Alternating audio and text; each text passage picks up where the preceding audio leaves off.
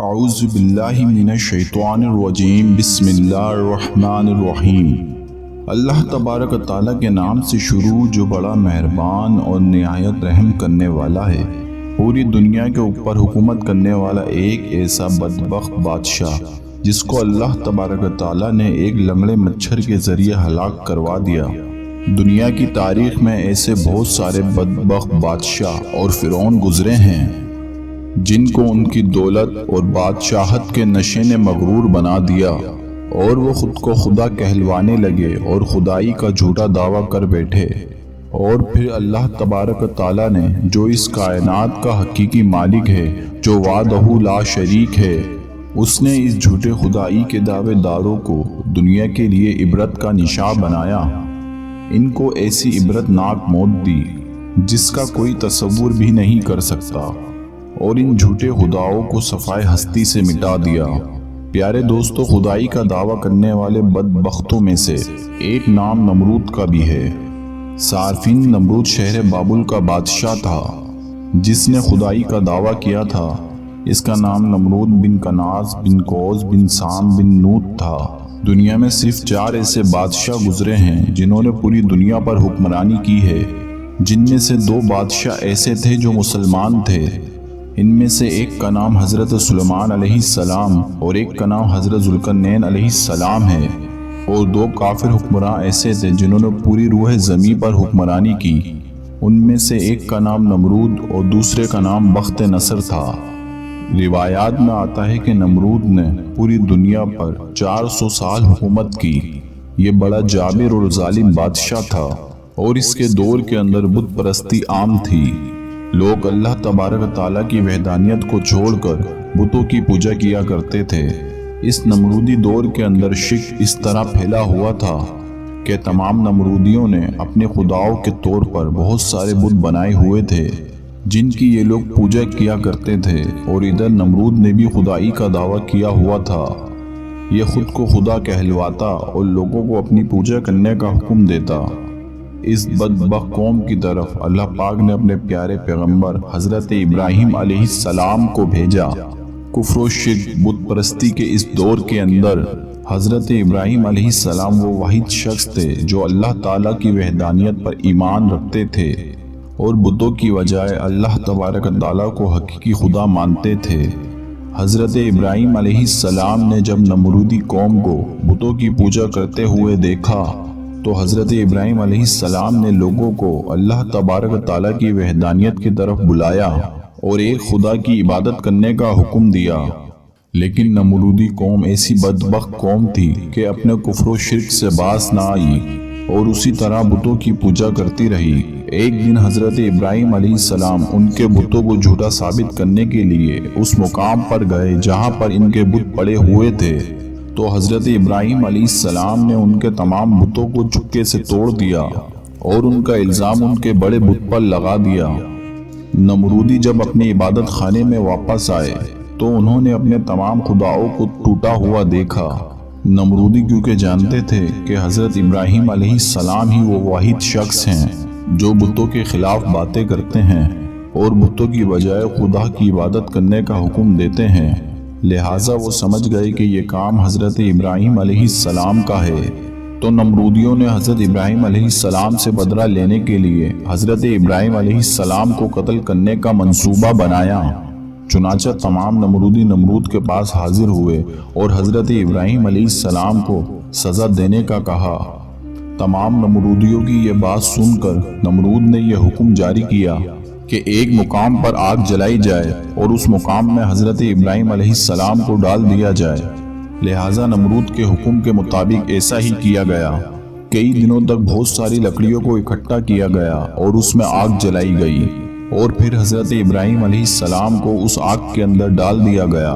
لیکن اللہ تبارک و تعالیٰ نے اس آگ کو حکم دیا تو وہ آگ حضرت ابراہیم علیہ السلام پر ٹھنڈی ہو گئی۔ حضرت ابراہیم علیہ السلام فرماتے ہیں کہ میں جتنے دن آگ میں رہا اتنا وقت اللہ تبارک و تعالیٰ کی خاص رحمتوں میں تھا، اور اس جیسا سکون مجھے پہلے کبھی حاصل نہیں ہوا۔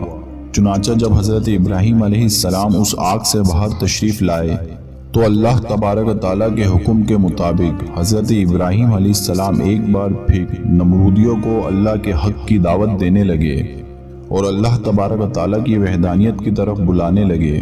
حضرت ابراہیم علیہ السلام نے نمرود کو بارہا سمجھایا اور اپنے کفر سے باز آنے کے لیے کہا اور اللہ تبارک و تعالیٰ کی وحدانیت پر ایمان لانے کا حکم دیا، لیکن نمرود نے اللہ تبارک و تعالیٰ کی وحدانیت کا انکار کر دیا اور حضرت ابراہیم علیہ السلام سے مناظرہ کرنے لگا اور حضرت ابراہیم علیہ السلام کے سامنے خدائی کا دعویٰ کر دیا۔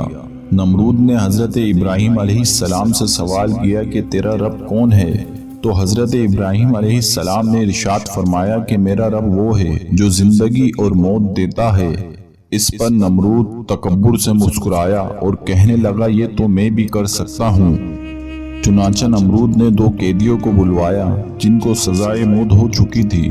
ان میں سے ایک قیدی کو نمرود نے آزاد کر دیا اور ایک کو پھانسی لگا دی، اور اس طرح نمرود حضرت ابراہیم علیہ السلام سے کہنے لگا کہ دیکھو میں نے ایک کو زندگی دے دی اور ایک کو موت دے دی۔ اس طرح نمرود حضرت ابراہیم علیہ السلام کے سامنے اپنی باطل دلیلیں پیش کرنے لگا اور یہ دعویٰ کرنے لگا کہ حقیقی خدا میں ہوں، بتا تیرا خدا کون ہے؟ تو اس وقت حضرت ابراہیم علیہ السلام نے بدبخت نمرود کی عقل کے مطابق کہا کہ میرا رب وہ ہے جو سورج کو مشرق سے طلوع کرتا ہے اور مغرب میں غروب کرتا ہے۔ اگر تو سچا خدا ہے تو سورج کو مغرب سے طلوع کر کے دکھا۔ حضرت ابراہیم علیہ السلام کی یہ بات سن کر نمرود کا رنگ اڑ گیا اور وہ لاجواب ہو گیا، اور اس طرح نمرود پوری قوم کے سامنے ذلیل و رسوا ہو گیا۔ اس کے بعد بھی حضرت ابراہیم علیہ السلام نے نمرود کو کئی بار اللہ تبارک و تعالیٰ کی وحدانیت کی طرف بلایا، لیکن نمرود اپنی سرکشی سے باز نہ آیا اور اسی طرح اپنے کفر و شرک پر ڈٹا رہا۔ چنانچہ حضرت ابراہیم علیہ السلام کی بار بار دعوت حق دینے سے نمرود تنگ آ گیا، اور آخر تنگ آ کر نمرود حضرت ابراہیم علیہ السلام سے کہنے لگا اگر تیرا خدا سچا ہے تو اس کو بول وہ اپنی فوج بھیجے اور میرے ساتھ جنگ کرے۔ جیسے ہی نمرود بدبخت نے یہ بکواس کی تو حضرت جبرائیل علیہ السلام فوراً حضرت ابراہیم علیہ السلام کی بارگاہ میں پیش ہوئے اور حضرت ابراہیم علیہ السلام سے کہنے لگے کہ اللہ تبارک و تعالیٰ کا لشکر نمرود سے جنگ کے لیے تیار ہے۔ حضرت جبرائیل علیہ السلام کا یہ پیغام سن کر حضرت ابراہیم علیہ السلام نے نمرود سے کہا کہ اللہ تبارک و تعالیٰ کا لشکر جنگ کے لیے تیار ہے۔ حضرت ابراہیم علیہ السلام کی یہ بات سن کر نمرود حضرت ابراہیم علیہ السلام سے کہنے لگا کہ مجھے 3 دن کی مہلت دی جائے۔ چنانچہ نمرود کو 3 دن کی مہلت دے دی گئی۔ اس دوران نمرود نے تمام مشرق و مغرب کے بڑے بڑے جنگجوؤں کو اکٹھا کیا اور بہت سارے ہتھیاروں کو جنگ کے لیے تیار کیا۔ اس طرح نمرود نے جب جنگ کی مکمل تیاری کر لی اور اپنی تمام فوج کو اکٹھا کر لیا تو نمرود نے حضرت ابراہیم علیہ السلام کو للکار کے کہا کہ ہماری فوج جنگ کے لیے تیار ہے، تم اپنے رب کی فوج کو بلاؤ۔ چنانچہ اس وقت حضرت ابراہیم علیہ السلام نے اللہ تبارک و تعالیٰ کی بارگاہ میں دعا کی تو اس وقت اللہ تبارک و تعالیٰ نے مچھروں کی ایک فوج کو بھیجا۔ ان مچھروں کی تعداد اتنی زیادہ تھی کہ ان مچھروں کے اندر سے سورج بھی نظر نہ آتا تھا۔